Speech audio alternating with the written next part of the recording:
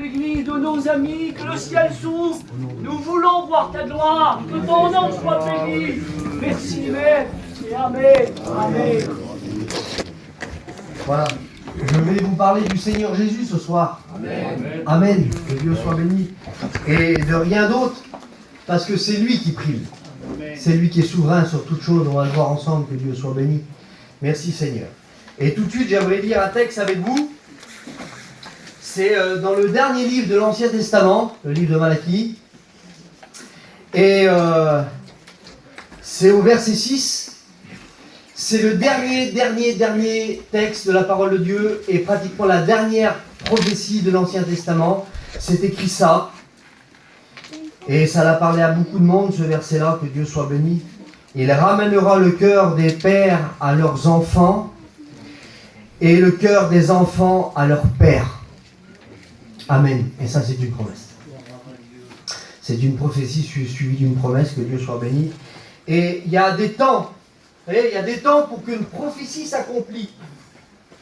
Il y a des temps, lorsqu'on prend en Genèse 3,15, l'une des premières prophéties, que Dieu va prophétiser lui-même.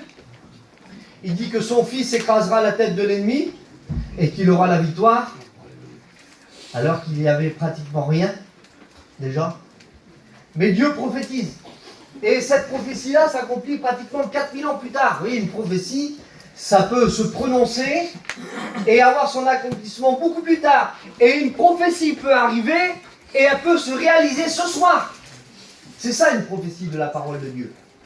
Et dans ce temps de cette prophétie-là, juste après le livre de Malachie, là, entre Malachie et Matthieu, l'évangile de Matthieu, il y a 400 ans. 400 ans de silence de Dieu. Dieu n'a plus parlé pendant 400 ans. Ça fait beaucoup, hein. Ça fait beaucoup. Mais pourquoi Dieu n'a plus parlé? Il y a une raison, frères et sœurs. Parce qu'il y a eu le péché. Il y a eu l'hérésie. Il y a eu les sectes. Il y a eu le détournement complètement de tout le monde, pratiquement. Serait-ce que le reste d'Israël, qui restait un peu fidèle. Mais pendant ces 400 ans-là, Dieu a regardé et il avait choisi de ne plus parler parce que les hommes s'étaient détournés de lui. Et pourquoi Dieu n'a plus parlé? Parce que il y a eu des hommes méchants qui sont venus. Des hommes très méchants. Parce que en l'an 400, justement, parce que l'Ancien Testament, c'était en diminuant les années, c'était l'an 400, l'an 300, l'an 200, l'an 100, jusqu'à la naissance du Seigneur, en l'an 5, même 3, on pourrait dire que Jésus est venu au monde. Mais pendant ces 400 ans-là, il y a eu des hommes très méchants qui sont venus. Il y a des hommes qui étaient même prophétisés, que sa venue était dévastateur. Vous voyez, on lit ça dans le prophète Daniel au chapitre 7. Et ces hommes-là, c'était Alexandre le grand conquérant, qui a fait beaucoup de mal au peuple d'Israël. Il a voulu anéantir Israël. Le peuple de Dieu, le peuple que Dieu avait choisi, il a voulu l'anéantir complètement. Il n'y a pas eu que lui. S'il faudrait parler de tous les hommes, ça me mettrait beaucoup trop de temps, mais j'aimerais brosser ça vite fait. Il y a eu aussi cet homme-là, Antiochus Épiphane. C'était un gouverneur. Il avait pris le temple de Jérusalem et il l'avait souillé. Tous les ustensiles qu'il y avait dedans, tout ce qui était fait pour adorer Dieu, il les avait renversés. Il les avait souillés. Et Israël ne pouvait plus entrer dans le temple parce que le temple, on ne pouvait plus entrer dedans parce qu'il était souillé. Alors plus d'adoration, plus de louanges, plus d'adoration vers Dieu qui montait. Parce que ces hommes-là avaient dévasté Israël, le peuple du Seigneur. Ils avaient fait le grand mal. Il y a eu qu'on appelle les Maccabées qui ont essayé de rétablir tout ça, qui ont essayé de purifier le temple, mais il y a eu encore un autre homme qui est venu, c'est Hérode le Grand. Celui qui était roi au temps du Seigneur. C'était un homme méchant, cruel, qui avait fait vraiment du mal au peuple du Seigneur. Et le peuple de Dieu était dans le désarroi. Le peuple d'Israël attendait un Messie, mais il ne venait pas. Mais ces gens-là étaient meurtris au-dedans d'eux. Et ils savaient, quand je vous ai dit tout à l'heure, à cause du silence de Dieu, beaucoup d'hommes ont fait leurs préceptes. Beaucoup d'hommes ont fait leurs lois. Et c'est là qu'est née la secte des pharisiens et des sadducéens. Et c'est l'histoire d'Israël, ça. Et ces hommes-là étaient détournés du Seigneur. Ces hommes-là, il dit que Jésus disait ça, et puis le prophète aussi, il dit, ce peuple m'honore des lèvres, mais son cœur était éloigné de moi. Oui, le diable avait fait beaucoup de mal. Et ça, frères et sœurs, ce soir, nous, c'est au sens spirituel qu'on veut le prendre. Peut-être qu'il y a un silence de Dieu dans ta vie, et que le diable t'a fait beaucoup de mal. Mais il y en a un qui veut te faire du bien. Amen. Amen. Et après, justement, ces 400 ans de silence-là, Dieu, Amen, a envoyé son Fils. Que Dieu soit béni. Et il l'a envoyé, et puis il est né, vous connaissez l'histoire du Seigneur, et il a grandi, il était à 12 ans, et puis on le revoit au baptême de Jean le Baptiste lorsqu'il présente. Et ensuite, Jésus rentre dans son ministère. Amen. Et j'aimerais vous parler du ministère du Seigneur. Amen. Que Dieu soit béni. Voilà, il me reste un petit quart d'heure pour prêcher, 20 minutes. Que Dieu soit béni. Alléluia. Jésus ayant appris que Jean avait été livré, se retira dans la Galilée. Il quitta Nazareth et vint demeurer à Capernaum, situé près de la ville, près de la mer, dans le territoire de Zabulon et de Nephtali, afin que s'accomplisse ce qui avait été annoncé par le prophète Ésaïe. Que Dieu soit béni. Alléluia. Le peuple de Zabulon et de Nephtali, de la contrée voisine, de la mer au-delà du Jourdain, dans le territoire de la Galilée des païens, il dit, ce peuple assis dans les ténèbres a vu une grande lumière. Et la lumière s'est levée. Et que Dieu soit béni, Jésus arrivait pour justement tout rétablir Israël. Jésus est venu pour tout accomplir. Amen. Que Dieu soit béni. Il est venu pour toi ce soir. Parce qu'il t'a aimé, comme il a aimé son peuple. Que Dieu soit béni. Que ton nom soit béni, Seigneur.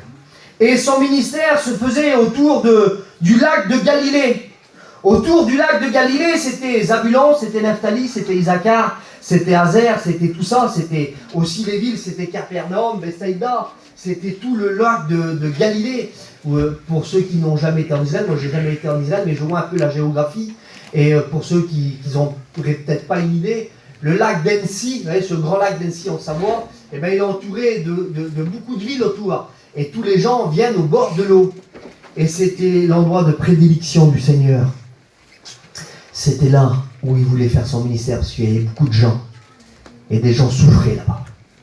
Des gens souffraient là-bas. Mais personne n'allait là-bas. Les Sadducéens, les chefs religieux, tout ce qui était à Jérusalem n'allait pas là-bas.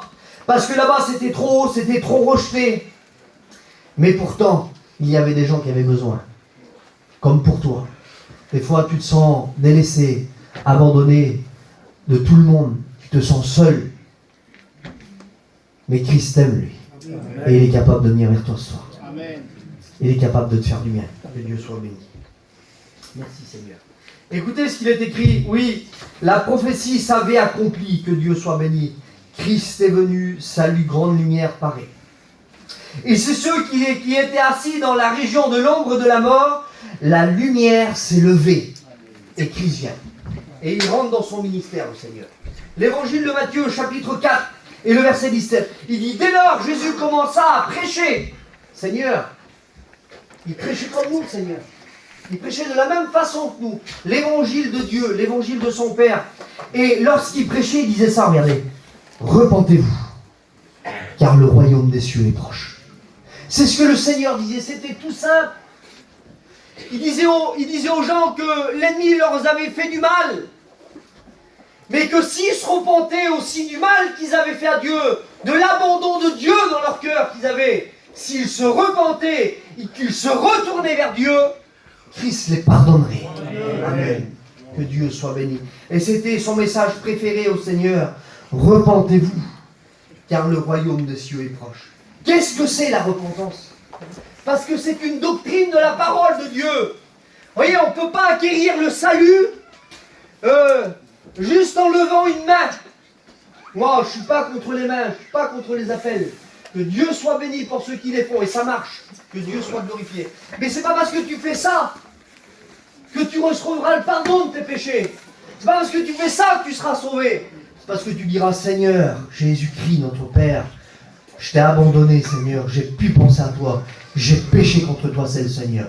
Je veux revenir à toi. Pardonne-moi, Seigneur. Et là, le Seigneur vient. Amen.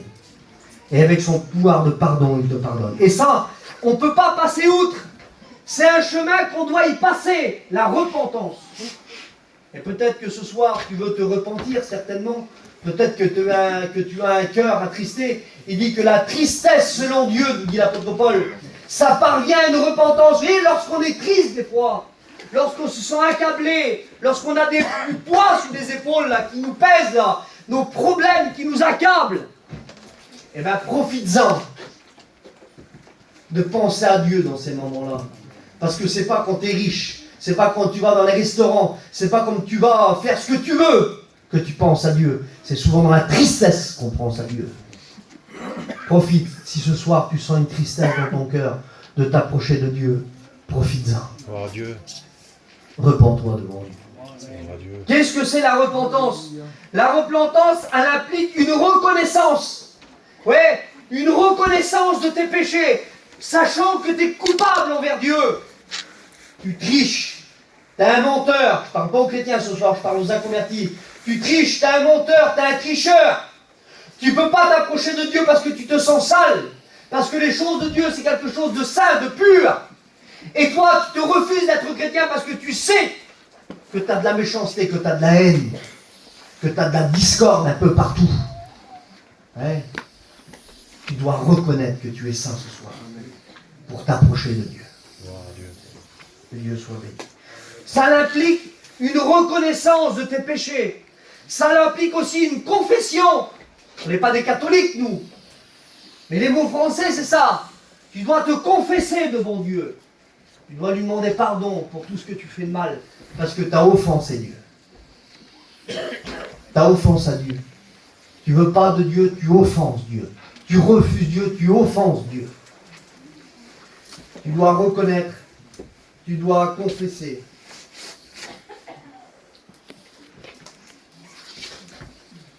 Et tu dois renoncer au péché. Amen. Tu dois renoncer, c'est ce qui s'appelle la conversion. Tu marches dans cette direction-là, dans le péché qui t'accable et qui te fait du mal, mais tu vas quand même. Si tu te repens, si tu reconnais que tu es un pécheur, tu vas dans une autre direction et puis tu marches comme ça. Et tu oublies ce qui est derrière. Paul le disait. J'oublie ce qui est derrière moi. Amen. Et je me penche sur ce qu'il y a en avant. Ce qu'il y a de meilleur. Que Dieu soit béni. Amen. Oui, ça implique une renaissance, un renoncement au péché. Pour accepter quoi? La repentance. Pour accepter quoi? La transformation et la rédemption de Dieu. Que Dieu soit béni. Une transformation, frères et sœurs. Lorsqu'un pécheur vient à Christ, amen, que Dieu soit béni, il a une transformation. On l'a écouté ce soir dans les témoignages. On est transformé. Dieu vient opérer en nous quelque chose de fort, quelque chose de puissant, quelque chose de divin, quelque chose qui ne vient pas d'un homme, qui ne vient pas de la gentillesse de la famille, mais quelque chose qui vient de Dieu, du Saint-Esprit et de Jésus lui-même. Ça s'appelle la nouvelle naissance. Amen, gloire à Dieu. Et la nouvelle naissance, lorsqu'elle rentre en nous, lorsque Dieu fait son travail en nous, qui commence à nous pardonner, amen, que Dieu soit béni, il nous transforme, le Seigneur. Quelque chose d'impossible pour les hommes. Allez-vous changer un tricheur? Allez-vous changer quelqu'un qui fait son commerce et qui gagne plein d'argent? Allez le faire changer, cet homme-là. Allez faire changer un chauraveur qui sait une affaire, là. Que c'est demain qui va gagner plein de sous, plein d'argent. Allez le faire changer d'avis à cet homme-là. Il va aller, puis il va faire ses affaires. Intransformable, inchangeable. Aucun homme ne peut le faire ici ce soir. Mais Dieu, amen, a la capacité et le pouvoir de te transformer, de changer tes idées. Amen. Et ça, c'est la puissance de Dieu. Alléluia. Ta vie à toi. Mais il faut le vouloir, que Dieu soit béni. Une rédemption, c'est un rachat. Il te rachète. Parce que tu as été vendu, tu sais à quoi? Tu as été vendu au péché. Le péché t'a acheté. Le péché, il a payé cher, mais il t'a acheté. Et puis il te tient. Vous savez que lorsqu'on paye une somme, parce que le diable paye des fois des sommes sur des hommes, sur des femmes, et il les a achetés et puis ils sont bien à lui. Et pour les racheter, il faut une drôle de somme. Il dit que le rachat de l'homme n'aura jamais lieu, nous dit dans les psaumes. Parce qu'il est trop cher. Personne ici entre nous, le plus riche soit-il ici, personne ne peut racheter un seul péché, un seul. Pas de prix. Le rachat de l'homme est trop cher et il n'aura jamais lieu. Le seul qui est capable de te racheter, c'est Christ par son sang. Amen. C'est Christ par son sang. Précieux, nous dit l'apôtre. Ah, son sang n'était pas divin. Parce que Jésus était humain. Vous voulez qu'on voit 2-3 petits textes ensemble? Je me laisse conduire par le Seigneur. Que Dieu soit béni. Alléluia. Christ est merveilleux. Que Dieu soit béni. Mais Christ était un homme. Et il a paru comme un vrai homme, nous dit l'apôtre Paul.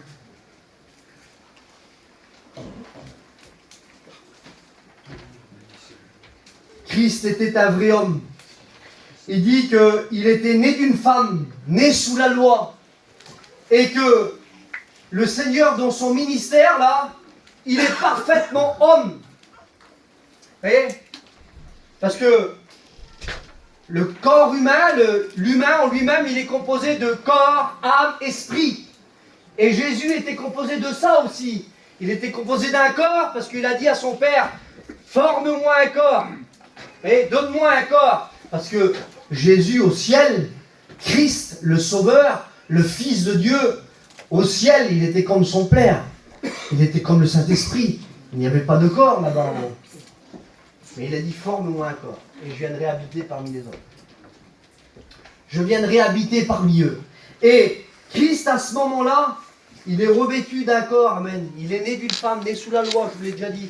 Mais le Seigneur a été le seul homme sur la terre à ne jamais pécher. Amen. L'apôtre Pierre va dire comme ça, dans la bouche duquel il n'est sorti aucune fraude. Rien. Il le disait lui-même. Il disait dans l'évangile de Jean, le diable, il n'a rien en moi. Rien du diable était en lui. Aucun mensonge, aucun vilain regard, aucune colère, aucun rien n'est sorti de lui. Amen. Il était parfait, juste, entièrement pur. Amen. Le seul homme que la planète Terre a pu porter en restant dans la sainteté, ça a été le Seigneur Jésus-Christ. Il n'y en a pas eu d'autre. Depuis que Jésus est parti nous préparer une place, il y a déjà 2000 ans, personne au grand jamais n'a été comme lui. Jamais personne. C'est pour ça qu'il peut te racheter ce soir, parce qu'il est juste. Et il fallait un agneau innocent, sans tache. Et c'est Christ qui a ce pouvoir-là de te racheter ce soir, parce qu'il t'a aimé. Et il a le pouvoir de te pardonner de tous tes péchés. Que Dieu soit béni. Et ça, c'est l'évangile. Ça, c'est l'évangile. Que Dieu soit glorifié. Écoutez ce qu'il est écrit. Que Dieu soit béni. Alléluia. Dans l'évangile de Luc. Et au chapitre 4. Écoutez ce qu'il est écrit. J'ai écrit ici. Le ministère du Seigneur était puissant.